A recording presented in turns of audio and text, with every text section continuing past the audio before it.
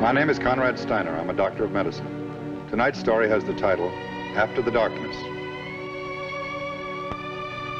Guardian of birth, healer of the sick, comforter of the aged.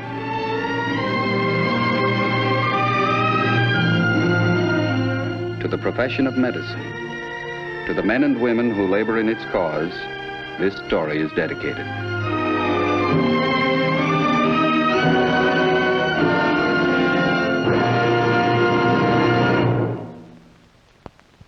Tonight's presentation, the field of ophthalmology, science of the human eye. The object in point, a black mask marked with a white cross. The case in point, Sean Francis Gallagher. He's 31 years old, unmarried. He plays the piano for a living. The first 5 years of his life were fairly normal, but at the age of 6, a change took place, and he was plunged into a world of bright darkness. For 25 years, he's lived in that world. In a few months, it will come to a sudden end.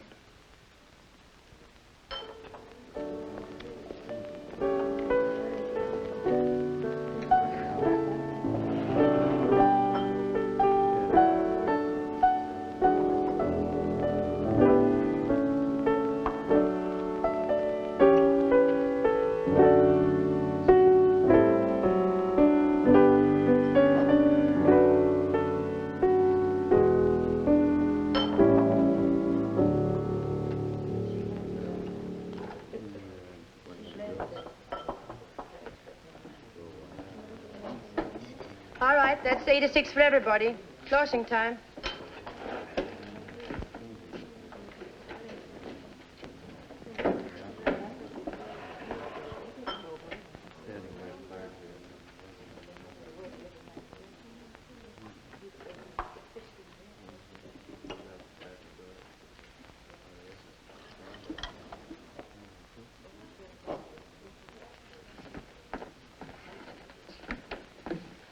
John, you're not going out and get yourself in trouble again, are you?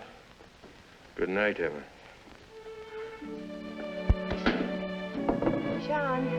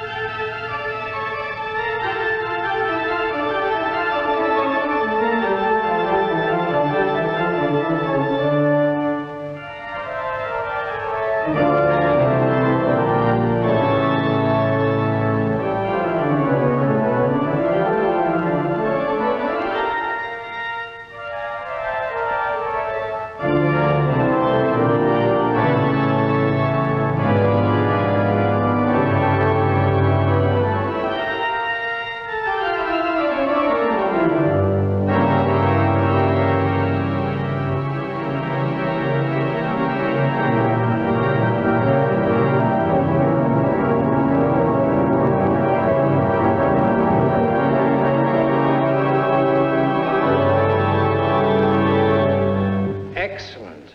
Very excellent. Oh, an audience. Well, that's very encouraging. Did we attract a goodly number? Just one. 3 a.m. organ recitals never did draw very well in this town. Who are you? Sean Francis Patrick Aloysius Gallagher. I usually omit the Aloysius. It sounds a little too Irish. How long have you been blind, Sean? Childhood, Father. I think I was about 5 or 6. I was playing with quicklime. Some of it got into my eyes. How do you get along? Neighborhood fly trap. The old Vienna. I play the piano there. What do they say, Sean? You're blind for good? Yes, that's what they tell me. Who told you? A doctor told my parents some 15 or 20 years ago. And you've never been back to a doctor? I'm a coward, Father. I heard the verdict once when I was 7 years of age. Blind for life. I don't want to hear it again. It's a little foolish, isn't it? They've made some great advances. There might be a great deal they can do for you. Thank you for your concern, Father. Beg to be excused now. I'm a little tired. Oh, yes. Would you take the price of the broken glass out of this? And if there's anything left over, light a candle for me, would you, Father, please? See you Sunday, 11 o'clock. You feel good and sorry for yourself, don't you? Everybody else can see, but you can't.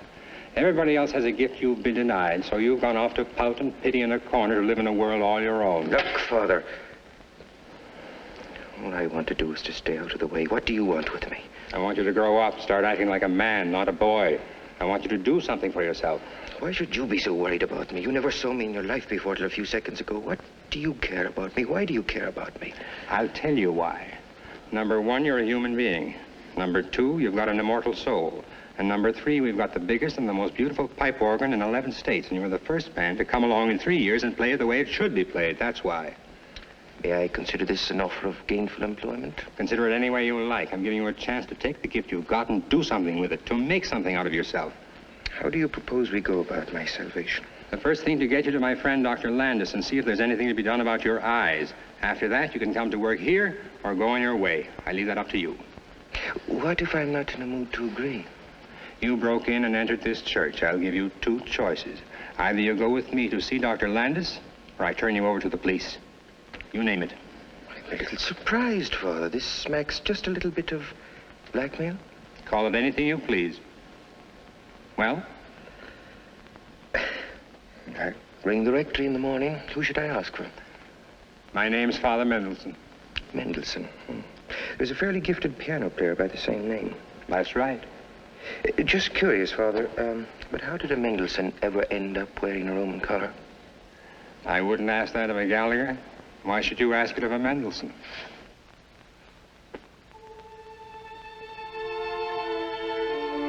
So after 25 years of almost total blindness, the scarred and distorted eyes of Sean Gallagher are finally exposed to the light of medical science.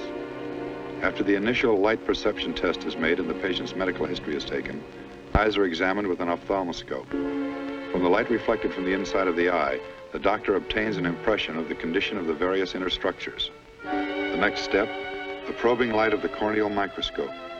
Here the damaged, misshapen corneas, the colorless, scarred layers of tissue which go to make up the watch glass of the eyes, are subjected to scrutiny under high magnification for structure, condition, and extent of scarring. After this, a third appraisal of the patient's eyes with a perimeter instrument. With it, the ophthalmologist measures the extent of the patient's lateral vision. Finally, the examining of the eyes with the gonioscope. With this instrument, the doctor literally is able to look around corners, to look around and under the milky scar tissue and observe that portion of the eye lying directly behind. Thus, each muscle, nerve, and tissue of the eye is studied, examined, evaluated. Corneal leukoma. That's the medical term for it. How do you translate that one, Dr. Landis? Well, as you explained, as a youngster, you got into some quicklime and some of it got into your eyes. As you know, lime is an extremely caustic substance. As soon as it got into your eyes, it began to eat away the corneal tissue almost immediately. Characteristically, lime continues to work and eats away tissue for weeks after. I see. Now, as the lime burns away the corneal tissue, it causes severe and extensive scarring. And this scar tissue is opaque instead of being clear and transparent like healthy corneal tissue. In many ways, it's like substituting a pane of frosted glass in a window frame in place of clear glass. You still can perceive light, but it's distorted. You can't distinguish forms. You get nothing but a constant glare. Very apt description, Doctor. It's a useless question, but I'm going to ask it anyway. Is there anything you can do about it? Is there anything you can do about me, I mean? Yes, I believe there is. Operation? What kind of an operation? Well, the doctors call it a corneal transplant. They cut away the damaged part of the cornea and replace it with a piece of normal membrane. Oh. Well, where do they get this outer membrane, or whatever you call it? From another human eye. It's usually taken from a person who's recently died. Someone who wanted his eyes donated to the blind. The membranes are taken and stored in an eye bank. You mean it works something like a blood bank, is that it? Well, yes, in a way. The only difference is that they can store blood a lot longer than they can a healthy cornea. Usually it has to be transplanted within 12 hours, or there's a good chance the operation will fail. Now, let me ask you something, Father. Operations, hospital. You can't expect to get it for nothing. Everything costs money. That's what I wanted to talk to you about. Do you know if Sean has any health insurance? Anything like that? Health insurance? Sean? Are you kidding, Father? That's what I figured. What's going to cost, Father? Well, I already talked to Dr. Landis. Like always, he never refuses anyone in need. There'll be no charge for the operation. Of course, there's still the hospital. Well, I guess the least we can do is to meet the doctor halfway. Sean wouldn't stand for it, even though it was coming from me. Suppose I make a donation to the church. Something like the cost of the hospital bill. That's generous of you, Emma. Generous nothing. He's a good piano player. I want to keep him. Who do you think you're fooling? Just myself. After his first interview and diagnosis by the ophthalmologist, the patient is referred to a family physician for a thorough physical examination to determine if he is a suitable candidate for surgery. Surgery will be performed as soon as possible. To begin with, only one eye will be operated on. If the procedure is successful, surgery may be attempted on the other eye. Since a healthy cornea must be transplanted from one eye to another within a period of 12 hours for the most favorable results, the patient is advised to keep in close contact with the physician. As soon as word is received that a cornea is available for transplant, the 4 members of the surgical team will be immediately alerted, the patient notified, taken to the hospital, prepared for surgery, and 4 hours after the alert, the actual procedure will be underway.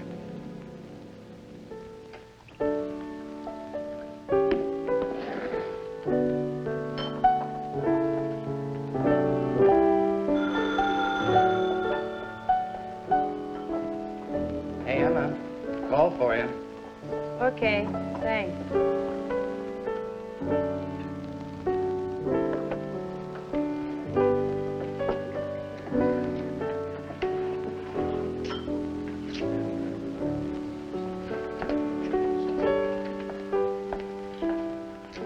Sean, Yes, Emma? time to go, Sean. They want you in the hospital. As soon as possible.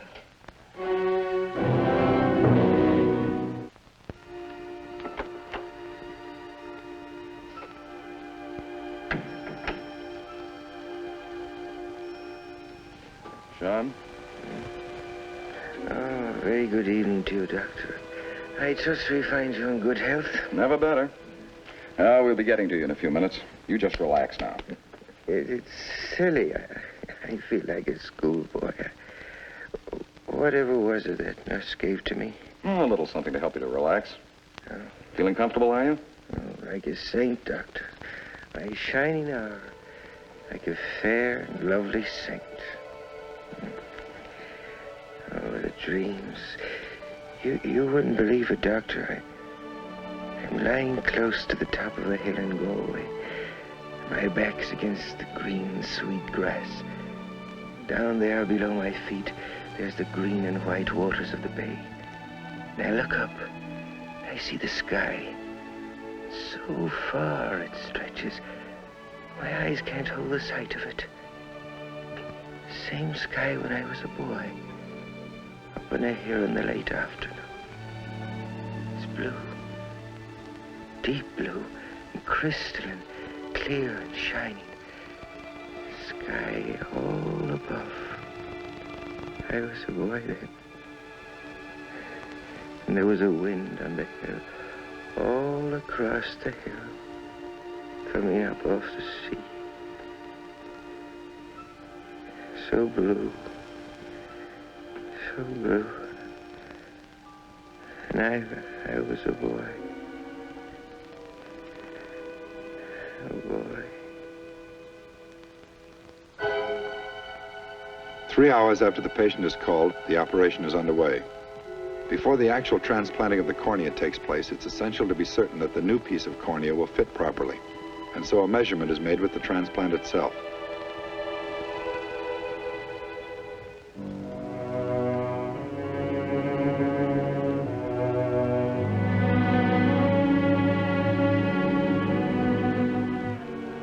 A moment later, with the aid of a tree fine or drill, the surgeon cuts about 3/4 of the way through the scarred and distorted membrane and removes a rounded piece of tissue.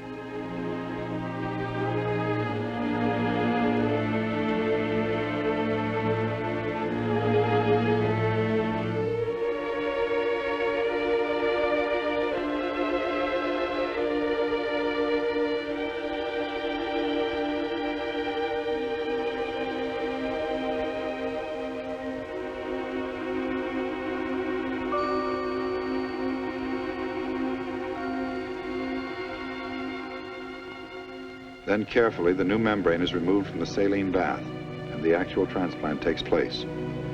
When it's finally lodged in its proper place, the new section of corneal tissue is then sutured so that it cannot be dislodged. 8 or 10 fine silk sutures, approximately the caliber of a human hair, are used in and over the eye to hold the transplanted membrane in place.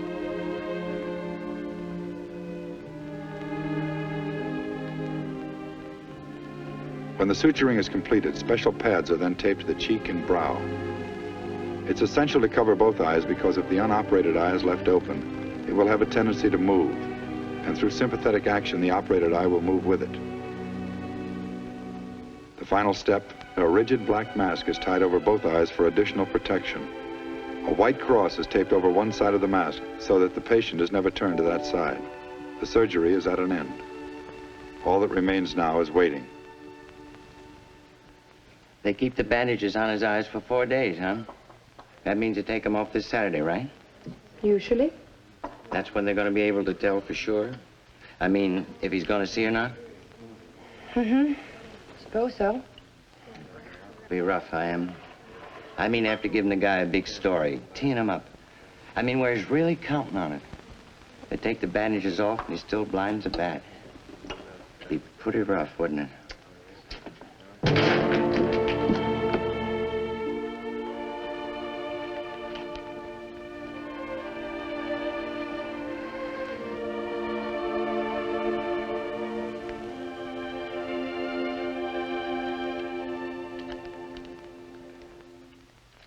All right, Sean.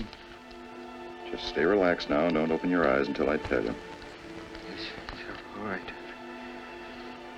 All right, now, stay relaxed just as you are. I'm going to help you open your eye.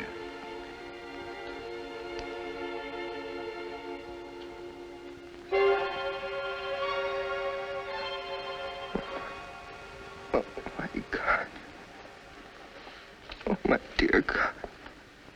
What is it, Sean? Oh, my dear God. Now, hold your eyes steady. How many, Sean? 3. It's 3. Are they moving or are they still? They're moving. They're moving, I see. Dr. Landis, That's right. That's right. you must forgive me, Doctor. It was quite a shock. Oh? I was only 5 years old at the time. But I well remember the face. He used to come to our back door every Friday morning. You look just like him. Just like him. Who was that? The fishmonger. The fishmonger, Paddy Finnerty. He looked like the spitting image of him.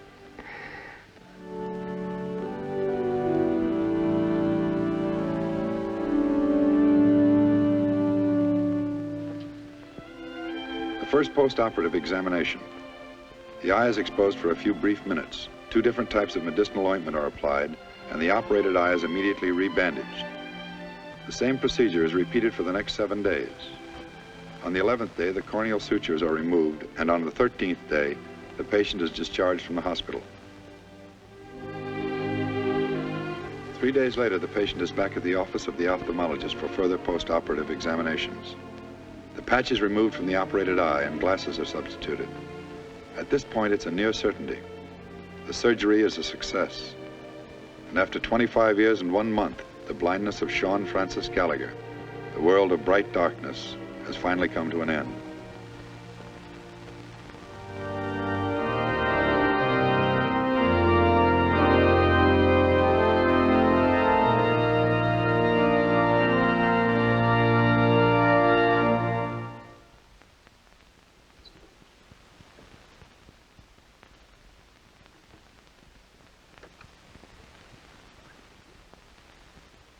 Hello, Father. You surprised me, Sean. Your first night out and around, I thought you'd be out someplace celebrating. Well, I will be, Father, shortly. And in case you get any ideas, here's a key to the side door. All right. Just in case. Good night, Father. Good night, Sean.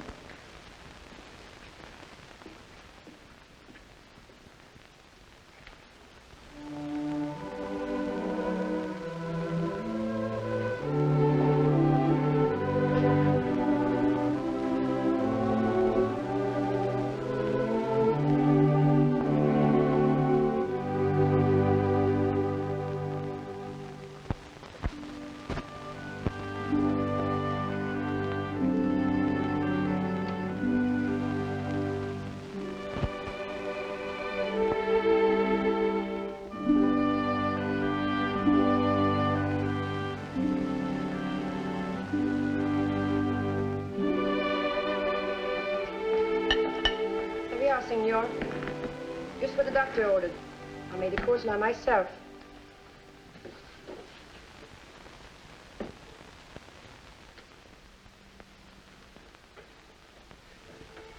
Emma. Emma. You're Emma. I thought your hair was black. It used to be. Would you like a beer or something? A cup of coffee, maybe? No. No, there's some place I have to see. Would you show me where to find it? What place? A hill. The top of a hill looking down in the ocean. What? It must be someplace near here. A hill spread with thick grass and trees. A place where the wind blows like the wind off Galway. White waves and sand and the rich green of a hill. Like the one I used to know. Would you show me where to find it? I get my coat. No, you won't need one. It's warm. The summer's coming tonight, Emma.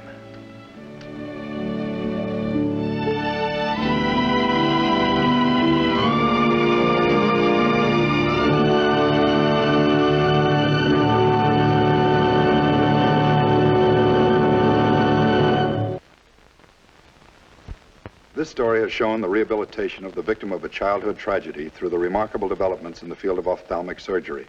It's a story of man rescued from the darkness, and the story is not ended. It's being continued daily in research laboratories, on operating tables, and in the consultation rooms of the medical profession. It's a story of vision and of light.